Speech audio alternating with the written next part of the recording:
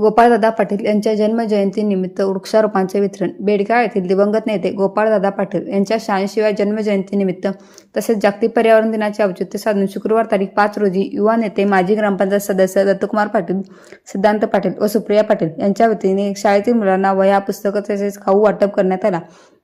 याचबरोबर जागतिक पर्यावरण दिनाचे औचित्य साधून उपस्थित शेतकऱ्यांना व युवक मंडळाच्या कार्यकर्त्यांना आंबा, पेरू, चिक्कू तसेच फुलझाडांच्या रोपांचे वितरण करण्यात आले। यावेळी 100हून अधिक लोकांना विविध प्रकारच्या झाडांचे वितरण करण्यात आले।